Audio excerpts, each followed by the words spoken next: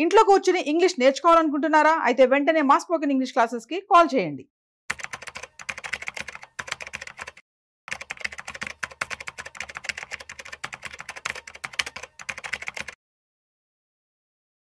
చాలా మంది కూడా రిటైర్డ్ అవ్వడానికి సిద్ధమవుతూ ఉంటారు. సో రిటైర్డ్ అయిపోయిన వాళ్ళు కావచ్చు, రిటైర్డ్ అవ్వడానికి సిద్ధమయ్యే వాళ్ళు కావచ్చు, ఎటువంటి సీనియర్ సిటిజన్ స్కీమ్స్లో పెట్టుబడి పెట్టాలి, అసలు మార్కెట్లో ఏమేమి స్కీమ్స్ అవైలబుల్గా ఉన్నాయి, సో ఎలా డబ్బులు సేవ్ చేసుకోవాలి, వీటికి సంబంధించినటువంటి పూర్తి సమాచారం ఇవాళ మనతో చెప్పడానికి ఫినాన్షియల్ ఎక్స్పర్ట్ గిరిబాబు గారు ఉన్నారు. సో గిరిబాబు గారు మాటల్లో మరింత సమాచారం అడిగి తెలుసుకుందాం. హాయ్, హలో, నమస్తే, వెల్కమ్ టు సుమన్ టీవీ. నేను మీ Rajeev Pasupuleti. So let's start. So hi sir, నమస్తే. నమస్తే అండి, ఎలా ఉన్నారు? ఫైన్ అండి.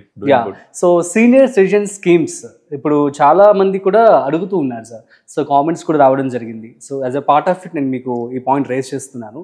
సో ఏమేమి స్కీమ్స్ అవైలబుల్గా ఉన్నాయి, అసలు సీనియర్ సిటిజన్స్ అంటే ఆ టైంకి లైఫ్ సెటిల్ అయిపోవాలి కదా, కానీ ఆ టైంలో కూడా స్కీమ్స్ అంటే అసలు ఎంతవరకు వర్కౌట్ అవుతాయి అండ్ ఎలాంటి రిటర్న్స్ వస్తూ ఉంటాయి? రీసెంట్గా నా దగ్గరికి ఒక రిటైర్డ్ ఎంప్లాయ్ వచ్చాడు. ఓకే. సో తన ఏజ్ జస్ట్ రిటైర్ అయ్యి 1 month కూడా కాలేదు. ఓకే. లాస్ట్ June 30కి అనుకుంటా రిటైర్ అయింది. సో రిటైర్ అయినప్పుడు అతని చివరి శాలరీ July 1st కి పడింది. June 30 retired, last day July 1st కి శాలరీ పడింది.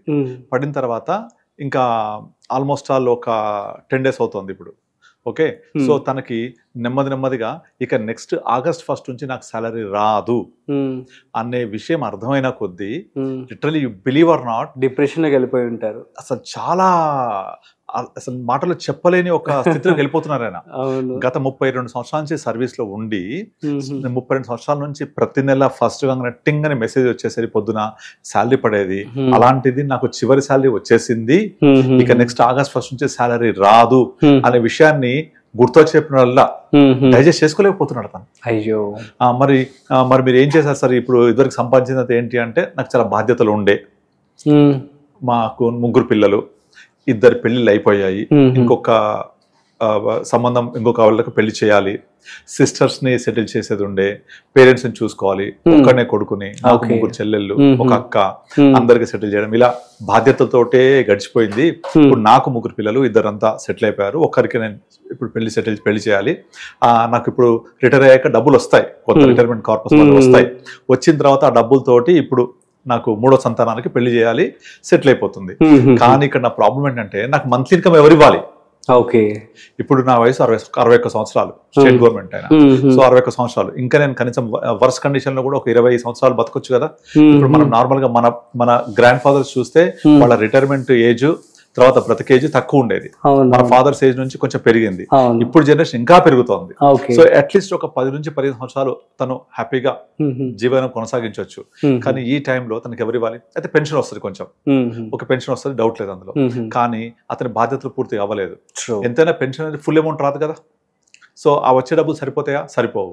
అండ్ అన్ఫార్చునేట్లీ సొంత ఇల్లు కూడా లేదు. అయ్యో. మెజారిటీ ఆఫ్ అమౌంట్ కిరాయికి వెళ్ళిపోతుంది, తర్వాత మెయింటెనెన్స్ ఇవన్నీ కావాలి. సో ఆ వచ్చే డబ్బులు ఎలా మేనేజ్ చేసుకోవాలి చెప్తూ ఉంటే నాకు చాలా బాధ అనిపించింది. అసలు నాకు ఒక పక్క కోపం వచ్చింది కూడా. ఇప్పుడు మీరు ఎన్ని బాధ్యతలు ఉన్నా కూడా మీరు ప్రతి నెల సంపాదించే సంపాదనలో 90% మీవి ఈరోజు ఖర్చు పెట్టుకోవడానికి. అట్లీస్ట్ ఒక 10% రేపటికి దాచిపెట్టుకోవాలి కదా. ఆ రేపు అనేది ఖచ్చితంగా వస్తుంది కదా. మీరు రిటైర్ అవుతాం కదా, రిటైర్ అయిన తర్వాత మళ్ళీ మీకు ఎవరిస్తారో రెగ్యులర్ ఇన్కమ్ ఇవ్వాలి కదా. సో అదంతా స్పృహ మనకు ముందు నుంచే ఉండాలి. ఇప్పుడు వచ్చి నేను ఏం చేయాలి అనే క్వశ్చన్ అది మీరు అడిగినట్టుగా.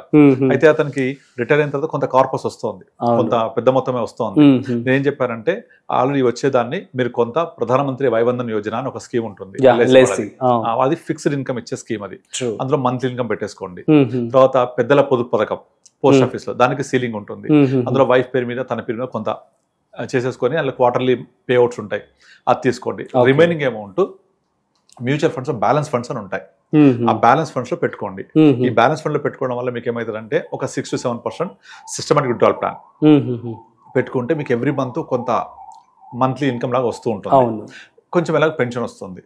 ఆ పెన్షన్ అమౌంట్ వచ్చేసి మీకు ఇవన్నీ కలుపుకుంటే కొంతవరకు సరిపోతుంది. కానీ ఇక్కడ ప్రాబ్లం ఏంటంటే, అతని బాధ్యతలు పూర్తిగా అయిపోలేదు. ఇంకా మెయిన్ గా ఓన్ హౌస్ లేదు.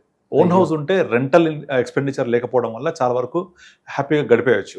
కానీ మెయిన్గా రెంటల్ ఎక్స్పెండిచర్ ఉంది, అదర్ ఎక్స్పెన్సెస్ ఉన్నాయి, ఇంకా వాళ్ళ పిల్లల మనవాళ్ళు వస్తారు, కొన్ని రకాల ఎక్స్పెన్సెస్ ఉంటాయి. తను ఇప్పటిదాకా ఇండియాలో ఎటువంటి ప్రాంతానికి వెళ్ళలేదు, ఎక్కడ చూడలేదు, టెంపుల్స్ తిరగలేదు, అవన్నీ ఆయన తిరగాలనుకుంటున్నాడు. ఇండియా మొత్తం ఎక్స్ప్లోర్ చేయాలి నేను అంటే, దేవాలయాలు వెళ్ళాలి, వైష్ణోదేవి ఆలయంకి వెళ్ళాలి, మానసరోవర్ యాత్రకు వెళ్ళాలి, నేను నార్త్ ఇండియాకి వెళ్ళాలి. ఇది ఏది ఇప్పటిదాకా నా ఉద్యోగ జీవితంలో పొద్దున్న లేస్తే రాత్రి వరకు జాబ్ అలా చేస్తూ నేను అసలు లైఫ్ ని లివింగ్ అనేది నేను మర్చిపోయాను. జీవితం అంటే జీవించడం కదా, అది లేదు. ఇవాళ వచ్చి నాకు టైం ఉంది కానీ డబ్బులు లేవు. అప్పుడేమో డబ్బులు ఉన్నాయి కానీ టైం లేదు. సో ఇవాళ టైం ఉంది కానీ డబ్బులు లేవు. సో మొదట మన వయసులో ఉన్నప్పుడు కూడా అంతే, టైం ఉంటుంది, ఎనర్జీ ఉంటుంది, డబ్బులు ఉండవు. తర్వాత డబ్బులు ఉంటాయి కానీ టైం ఉండదు. ఇవాళ డబ్బులు లేవు కానీ టైం ఉంటుంది, ఎనర్జీ కూడా ఉండదు. కనుక ఎప్పుడు ఈ మూడింటిని బ్యాలెన్స్ చేసుకుంటూ వెళ్ళాలి, టైం, మనీ, ఎనర్జీ, ఈ 3 కూడా. అది బ్యాలెన్స్ చేసుకుంటే మన లైఫ్ కూడా బ్యాలెన్స్ ఆఫ్ పేమెంట్స్ లాగా పర్ఫెక్ట్గా వెళ్తుంది. సో అతనికి వచ్చే డబ్బుల్ని ప్రాపర్గా ఇన్వెస్ట్ చేసుకోవడానికి అన్ని ప్లానింగ్ చెప్పాను నేను. అదే మీరు అడిగినట్టుగా పెద్దల పొదుపు పథకం ఒకటి పోస్ట్ ఆఫీస్ వాళ్ళు ఇస్తారు, గ్యారంటీడ్ రేట్ ఆఫ్ రిటర్న్ ఉంటుంది, 5 years లాక్ ఇన్ ఉంటాయి. ప్రధానమంత్రి వైవందన యోజన ఇందులో చేసుకోవచ్చు. ఇక మూడోది, ఈ రెండున్న తర్వాత బ్యాంక్ ఎఫ్డీకి వెళ్ళాల్సిన అవసరం లేదు. ఎందుకంటే మెయిన్ గా చాలా మంది ఏం చేస్తారంటే ఇక్కడ తప్పు చేస్తారు, బ్యాంక్ ఎఫ్డీ చేసేసి కూర్చుంటారు. బ్యాంక్ లో చేస్తే ప్రాబ్లం ఏంటంటే రీఇన్వెస్ట్మెంట్ రిస్క్ ఉంటుంది అక్కడ. రీఇన్వెస్ట్మెంట్ రిస్క్ అంటే ఏంటి, మీరు ఎఫ్డీ చేస్తారు, ఇవాళ 1 year తర్వాత ఏం చేయాలి, దాన్ని రెన్యువల్ చేయాలా, అప్పటికి వడ్డీ రేట్లు ఏమైతే తగ్గిపోతాయి కదా,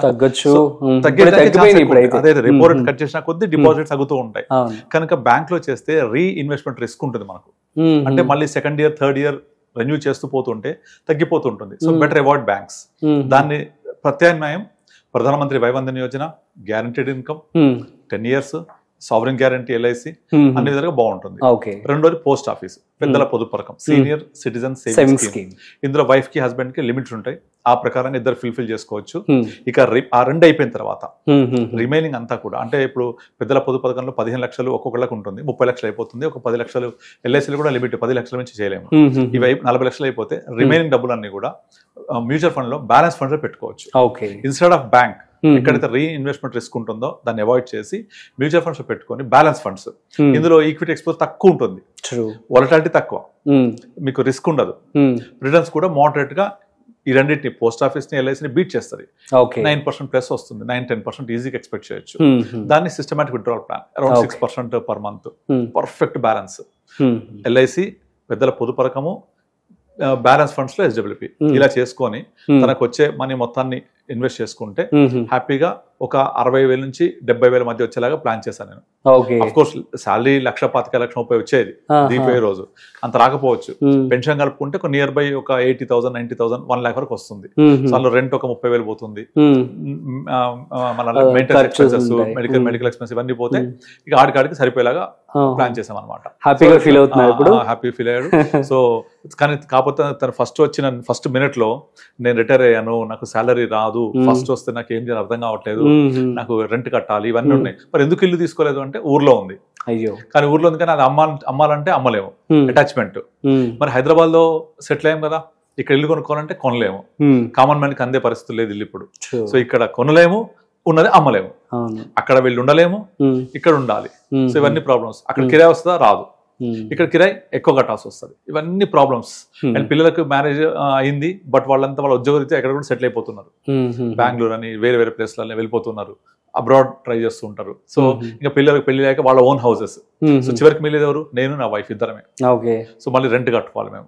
సో ఇవన్నీ ప్రాబ్లమ్ లో regular income is very very very important. So అది మీరు ప్లాన్ చేయాల్సింది చాలా ముందుగా చేయాలి. మీరు 35-40s లో ప్లాన్ చేయాలి. 60 years వచ్చి ప్లాన్ చేస్తే కష్టం అది. బట్ స్టిల్ ఇలా ప్లాన్ చేసుకొని we have given the best practice.